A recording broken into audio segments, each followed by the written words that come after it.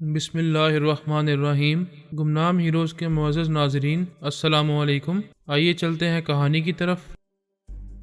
ایک اندازے کے مطابق وہ مائکرو فلم دوپہر کو چرائی گئی ہے، یعنی 6 گھنٹے کے اندر کسی وقت چرائی گئی ہے۔ وہ بائی ایئر نہیں جائیں گے کیونکہ ایئرپورٹ میں ایکس رے مشین کے ذریعے اور دوسرے الیکٹرانک آلات کے ذریعے چیکنگ ہوتی ہے۔ وہ ہائی وے سے ملک کے باہر جا سکتے ہیں۔ جب سے ہانگ کانگ تک جانے کے لیے راستہ کھلا ہے، اسمگلروں کے لیے بڑی آسانی ہو گئی ہے۔ وہ مائکرو فلم لے جانے کے لیے یہی آسان ترین راستہ اختیار کریں گے۔ میجر لیوچن نے کہا، کل صبح ہم بھی ہانگ کانگ جا رہے ہیں مسٹر فرہاد۔ ہم تمام چیک پوسٹوں پر ایک ایک ٹیلی پیتھی جاننے والے آرمی جوان کی ڈیوٹی لگاتے جائیں گے۔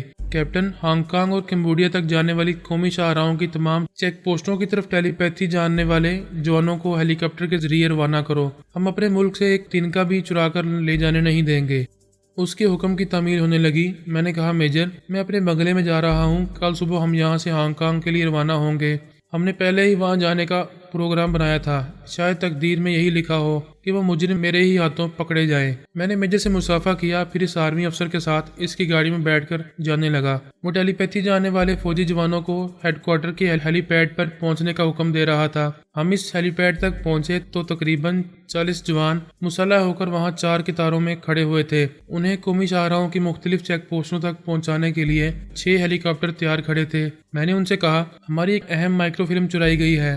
تم سب اپنی چیک پوسٹوں میں رہ کر وہاں سے گزرنے والی ہر گاڑی اور ہر مسافروں کو چیک کرو گے۔ کوئی اعلیٰ آرمی افسر ہو یا اعلیٰ حاکم ہو، اس کے بھی دماغ میں پہنچ کر اس کے لباس وغیرہ کی تلاشی لوگے۔ انہیں سراغ رسانی کے مختلف الیکٹرانک آلات دیے جا رہے تھے۔ میں نے کہا، مائکرو فلم کا سائز 1 انچ ہے، لہٰذا ٹوتھ پیسٹ، دواؤں کی ٹیوبز اور خواتین کی لپسٹک کو پوری توجہ سے چیک کیا جائے۔ کسی پر شبہ ہو کہ تم اس کے چور خیالات نہیں پڑھ پا رہے تو انجیکشن کے ذریعے اسے اعصابی کمزوری میں مبتلا کر کے اس کے چور خیالات پڑھو۔ اس سلسلے میں کسی سے رعایت نہ کرو۔ میں نے انہیں ضروری ہدایت دیں۔ وہ سب ہیلی کاپٹرز میں وہاں سے روانہ ہو گئے۔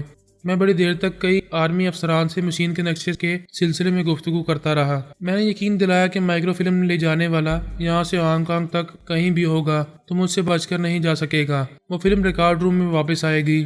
میں ان سب سے رخصت ہو کر ہیڈ کوارٹر سے آ گیا۔ اپنے بنگلے میں پہنچا تو آدھی رات ہو چکی تھی۔ دروازے پر پہنچا تو میری چھٹی حص نے کہا، خطرہ ہے۔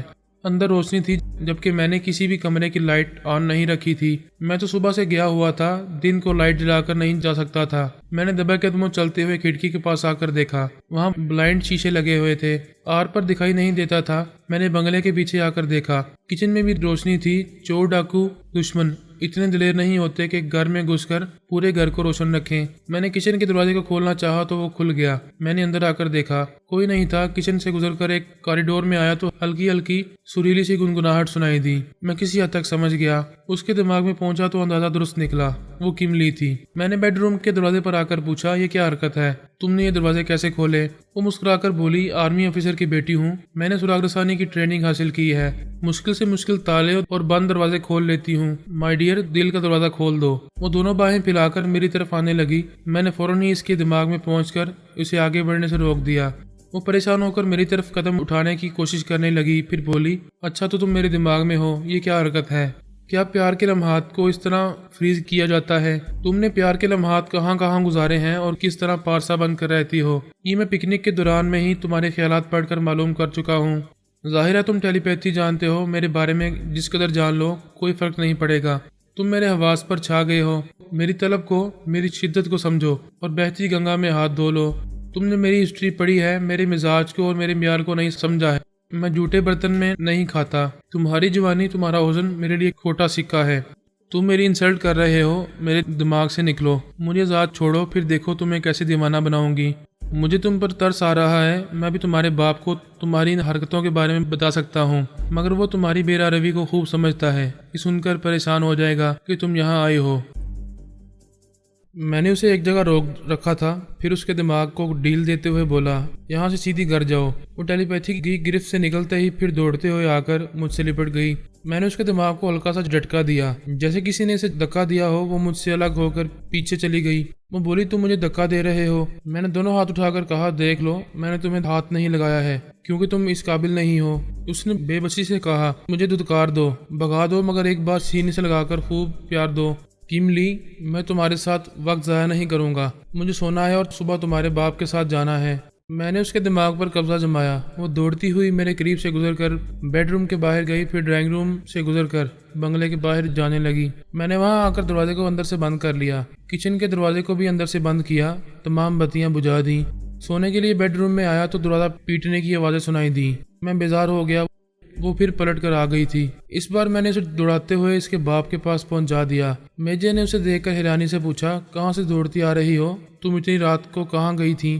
وہ ہانپتے ہوئے بولی، فرحاد کے بنگلے میں گئی تھی، وہ بہت ذلیل ہے، اس نے میرے پیار کی قدر نہیں کی، مجھے وہاں سے بھگا دیا، میں اسے نہیں چھوڑوں گی، پھر اس کے پاس جاؤں گی۔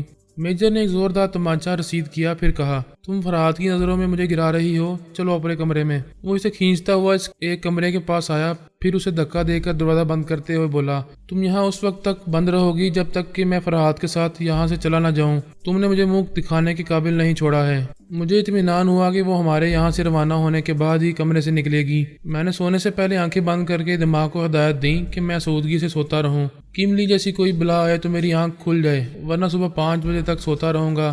بہرحال میں سو گیا۔ وہاں کے اعلیٰ حکام اور آرمی افسران نے 2 روز پہلے مجھے بڑی شاندار الوداعی پارٹی دی تھی۔ میں جناب عبداللہ واسطی سے بھی ملاقات کر چکا تھا۔ دوسرے دن صبح 8 بجے میجر لیوچن کی گاڑی میں روانہ ہو گیا، بیجنگ شہر کو خیر آباد کہہ دیا۔ میجر نے راستے میں کہا، میں شرمندہ ہوں کہ پچھلی رات میری بیٹی نے تمہیں پریشان کیا تھا۔ میں نے کہا، کوئی بات نہیں، تم خواہ مخواہ شرمندہ ہو رہے ہو، جبکہ میں نے کوئی شکایت نہیں کی ہے۔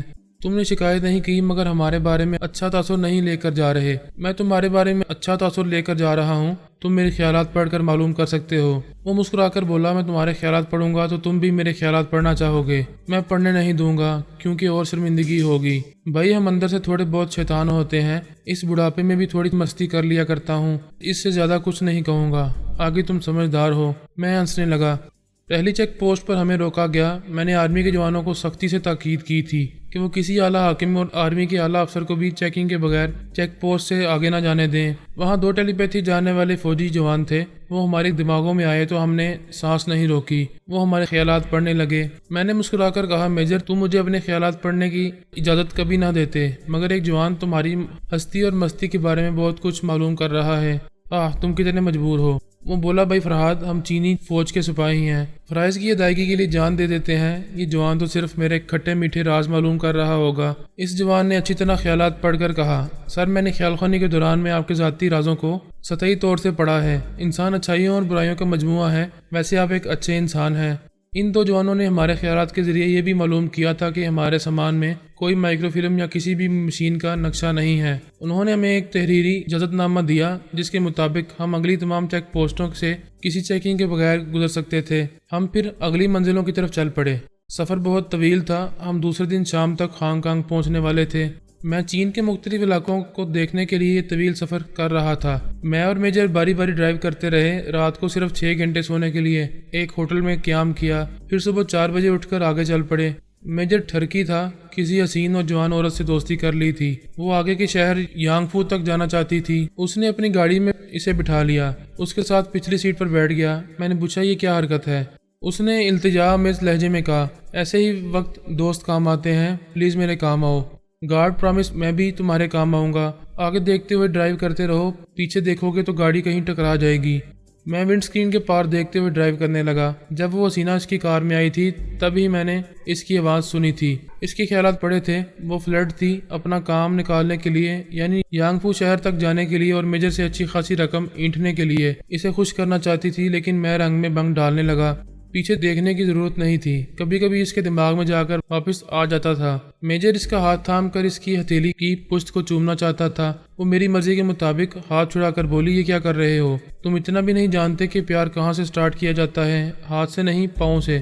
پہلے میرے پیروں کو بوسے دو۔ وہ خوشامدانہ انداز میں ہنستے ہوئے بولا، کیسی باتیں کرتی ہو؟ پیار اوپر سے شروع ہوتا ہے، نیچے ختم ہوتا ہے۔ میں آخر میں تمہارے قدموں پر گر پڑوں گا، یہ جنٹلمین پرامس ہے۔ چلو، نہ ہاتھ نہ پاؤں، میں تمہاری پیشانی کو چومتا ہوں۔ ہرگز نہیں، پیشانی کو بزرگ چومتے ہیں۔ کیا تم میرے بزرگ ہو؟ کیا مجھے بیٹی سمجھتے ہو؟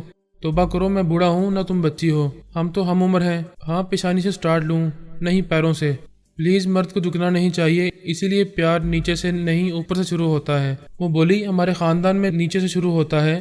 ارے یہ اوپر نیچے کی بحث میں تمہارا شہر آ جائے گا۔ میں نے تمہاری صورت دیکھنے کے لیے لفٹ نہیں دی ہے۔ ٹھیک ہے، میں ایک شرط پر تمہاری بات مان لوں گی، جو مانگوں گی وہ دینا ہوگا، دوں گا، جان بھی دوں گا، تمہارا شہر آ جائے گا، جلدی بولو کیا چاہتی ہو۔ اس نے کہا جسے تم نے سب سے چھپا کر رکھا ہے وہ چیز مجھے دو۔ ایسی کیا چیز ہے جسے میں نے سب سے چھپا کر رکھا ہے؟ میرے پاس ایسی کوئی چیز نہیں ہے تم اسے اپنے رشتہ داروں سے اور اپنے ساتھیوں سے اور قانون سے چھپا رہے ہو۔ اس نے ایک دم سے پریشان ہو کر اسے دیکھا۔ میں نے ایک طرف گاڑی روک کر کہا کچھ خرابی ہو گئی ہے، میں ٹھیک کر رہا ہوں۔ میں نے گاڑی سے نکل کر اس کے بونٹ کو اٹھایا، بونٹ کی آڑ میں رہ کر اس حسینہ کے دماغ میں پہنچ گیا۔ میں نے جو کھیل شروع کیا تھا اس کا نتیجہ سامنے آنے والا تھا۔ میجر اس کے بازو کو سختی سے پکڑ کر پوچھ رہا تھا، صاف صاف بولو مگر آہستہ بولو، وہ باہر گیا ہے مگر سن سکتا ہے۔ وہ میری مرضی کے مطابق بولی، میجر ایسی باتیں صرف لفظوں میں نہیں اشاروں میں کی جاتی ہیں، اسے میرے حوالے کر دو، میں اسے ہانگ کانگ لے جاؤں گی۔ اوہ نو، وہ چیز مجھے نہیں دی گئی ہے، مجھے صرف اتنا ہی کہا گیا ہے کہ میں فرحات کو اپنے ساتھ ہانگ کانگ لے کر آؤں، وہ چیز انہیں خود بخود مل جائے گی۔ وہ بولی، اس کا مطلب ہے وہ چیز فرحات کے سامان میں کہیں چھپائی گئی ہے اور یہ بات تم بھی نہیں جانتے ہو۔ مگر تم کون ہو؟ یہ سب کیسے جانتی ہو؟ میں اس کی داشتہ ہوں جس کے لیے تم کام کر رہے ہو، اس سے زیادہ تمہیں کچھ نہیں جاننا چاہیے۔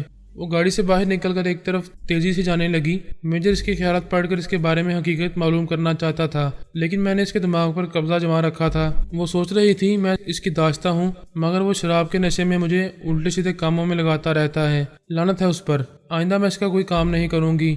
وہ اس کے متعلق تشویش میں مبتلا تھا، مگر میں نے اسے کچھ معلوم کرنے کا موقع نہیں دیا۔ اس کے پاس آ کر بولا، گاڑی ٹھیک ہو گئی، چلنا چاہیے۔ ارے وہ تمہاری وہ کہاں ہے؟ وہ چلی گئی، بالکل بکواس عورت تھی، میں نے اسے بھگا دیا۔ وہ آگے میرے ساتھ آ کر بیٹھ گیا، میں نے گاڑی آگے بڑھا دی۔ اس عورت کے دماغ میں گیا، میجر اس کے اندر یہ سوال پیدا کر رہا تھا، میں کون ہوں، کہاں سے آئی ہوں؟ وہ میری مرضی کے مطابق بولی، اے کتے، تم کب تک میرے دماغ میں آتا رہے گا؟ کیا تو سمجھتا ہے میں تیری سوچ کی لہروں کو محسوس نہیں کر رہی ہوں؟ اب تو میں سانس روک کر تجھے بھگا دیا کروں گی۔ میں نے اسے سانس روکنے پر مجبور کیا۔ اس کے سانس روکتے ہی میجر کی سوچ کی لہریں باہر نکل گئیں۔ وہ میرے پاس دماغی طور پر حاضر ہو کر غصے سے بولا، شٹ۔ میں نے پوچھا، کیا ہوا؟ تم کس پر لعنت بھیج رہے ہو؟ کیا اس عورت پر؟ وہ بولا، ہاں، بڑی بھرپور تھی، ہاتھ سے نکل گئی، کمبخت نے ہاتھ بھی پکڑنے نہیں دیا۔ ابھی تم کہہ رہے تھے کہ بکواس عورت تھی، تم نے اسے بھگا دیا، یہ تمہیں کیا ہو گیا ہے؟ اس نے کوئی جواب نہیں دیا، دوسری طرف کھڑکی کے باہر دیکھنے لگا۔ وہ اس حسینہ کے بارے میں کچھ معلوم نہیں کر سکا تھا، اس کے دماغ میں بھی نہیں جا سکتا تھا، پریشانی سے اسی کے بارے میں سوچ رہا ہوگا۔ مجھے پچھلی رات ہی اس پر شبہ ہوا تھا کہ مائکرو فلم کی چوری میں وہ بھی کسی نہ کسی طور پر شامل ہے۔ میں اس شبے کی تصدیق کرنا چاہتا تھا۔ اس حسینہ کی آمد نے یہ مسئلہ حل کر دیا۔ میں نے اس کے ذریعے سے باتوں میں الجھا دیا کہ اس کے پاس ایسی چیز ہے جسے وہ رشتہ داروں سے، اپنے ساتھیوں سے اور قانون سے چھپا رہا ہے۔ اس بات نے اسے چونکا دیا۔ وہ رازداری سے یہ کہنے پر مجبور ہو گیا کہ وہ چیز اسے نہیں دی گئی ہے۔ وہ اپنی ڈیوٹی کے مطابق مجھے پھانس کر ہانگ کانگ لے جا رہا ہے۔ ٹیلی پیتھی کا علم حاصل کرنا تقریباً ناممکن ہے۔ اگر یہ حاصل ہو جائے اور حاصل کرنے والا غیر معمولی ذہانت کا حامل نہ ہو تو یہ علم اس کے لیے وبال جان بن جاتا ہے۔ نارنگ اور بیمہ وغیرہ کی مثالوں سے سمجھا جا سکتا ہے۔ ایسے لوگ مکاریوں سے ٹیلی پیتھی کی دنیا میں زندہ رہتے ہیں، لیکن مکاریوں کے لیے بھی ذہانت لازمی ہے اور وہ ذہانت کی کمی کے باعث کسی نہ کسی عذاب میں مبتلا رہتے ہیں۔ ذہانت یہ ہے کہ مخالفین کی نفسیاتی کمزوریوں کو سمجھا جائے۔ میں نے میجر لیوچن کی نفسیاتی کمزوری سے فائدہ اٹھایا۔ وہ ایک حسینہ کی قربت سے جذباتی ہو رہا تھا۔ ایسے جذباتی لمحات میں انسان کی عقل گھاس چرنے چلی جاتی ہے۔ میں نے ٹھیک ایسے ہی وقت اچانک مائکرو فلم کی بات رازدارانہ انداز میں چھیڑی تو اس نے بے اختیار اپنے اندر کی بات اگل دی۔ اس کے ذہن میں یہ بات نہیں آئی کہ میں اس حسینہ کے دماغ میں رہ کر اس کی باتیں سن سکتا ہوں۔ یہ تو معلوم ہو گیا کہ وہ دوست نہیں ہے، دوستی کے زنجیر پہنا کر کسی گڑھے میں گرانے لے جا رہا ہے۔ میں نے گاڑی کی رفتار تیز کی، پھر اچانک بریک لگایا تو وہ ڈیش بورڈ سے ٹکرا گیا۔ میں نے اس کی گردن دبوچ کر پھر اس کے سر کو ڈیش بورڈ سے ٹکرا دیا۔ وہ تکلیف میں مبتلا ہوا، لیکن ایک تربیت یافتہ فوجی تھا، آسانی سے زیر نہیں ہو سکتا تھا اور فائٹنگ کے وقت میرے تجربات پر حاوی بھی نہیں ہو سکتا تھا۔ میں جانتا تھا اس کے جوابی حملے کا انداز کیا ہوگا۔ اس کے تجربات ٹریننگ فوجی کی حد تک تھے اور میری زندگی جو دن رات خطرناک دشمنوں سے دو پیش میں گزرتی رہی تھی۔ وہ گاڑی کے محدود میدان جنگ میں جو بھی دو آزما رہا تھا، میں اس کا منہ توڑ جواب دے رہا تھا۔ وہ بری طرح زخمی ہو رہا تھا۔ ایسے ہی وقت میں نے اس کے دماغ میں پہنچ کر زلزلے کے جھٹکے دیے تو وہ چیخیں مار کر تڑپتا ہوا گاڑی کے باہر جا کر گر پڑا۔ اس کا دماغ پھوڑے کی طرح دکھ رہا تھا، آنکھوں کے سامنے اندھیرا چھا گیا تھا۔ اس میں اتنی سکت نہیں رہی تھی کہ وہ اٹھ کر بیٹھ سکتا، وہیں زمین پر پڑا کرا رہا تھا۔ میں نے خیال خوانی کے ذریعے سونیا کو مخاطب کیا، ہائے جانم کیا کر رہی ہو؟ وہ مسکرا کر بولی، بڈھے کو میری یاد آ گئی۔ بولو بڑے میاں کیسے آنا ہوا؟ جب عورتیں بچوں کی مائیں بن جاتی ہیں تو اپنے ڈلکے ہوئے بدن کا صدمہ کم کرنے کے لیے اپنے شوہروں کو بڑے میاں کہتی ہیں۔ ڈھلکا وہ بدن کہہ رہے ہو، اب مجھے دیکھو گے تو دیکھتے ہی رہ جاؤ گے۔ میں آج بھی جمناسٹک کے مقابلوں میں اول رہتی ہوں، اور میں دشمنوں کو توڑنے پھوڑنے میں روز اول کی طرح آج بھی اول ہوں۔ یہاں ایک بیچارہ ٹوٹ پھوٹ کر زمین پر پڑا ہوا ہے، میرے پاس آؤ، میں تمہیں اس کے اندر پہنچاؤں گا۔ وہ میرے پاس آئی، میں نے اسے میجر کے دماغ میں پہنچا کر کہا، میں گاڑی ڈرائیو کرتا رہوں گا، تم اسے پچھلی سیٹ پر لٹا کر ہپنوٹائز کرو اور اسے میرا تابع بنا دو۔ میجر کی دماغی تکلیف کچھ کم ہو گئی تھی، وہ اٹھ کر بیٹھ گیا۔ سونیا اس کے دماغ پر قبضہ جما کر اسے پچھلی سیٹ پر لے گئی، وہ وہاں لیٹ گیا۔ میں نے گاڑی سٹارٹ کر کے آگے بڑھا دی۔ الپا ٹرانسفارمر مشین تیار کرنے کے مراحل سے گزر رہی تھی، اب اس کے راستے میں مشکلات اور رکاوٹیں نہیں تھیں۔ وہ پورے یقین کے ساتھ دل ہی دل میں کہتی تھی کہ پارس میرا ہے تو ساری دنیا میری ہے۔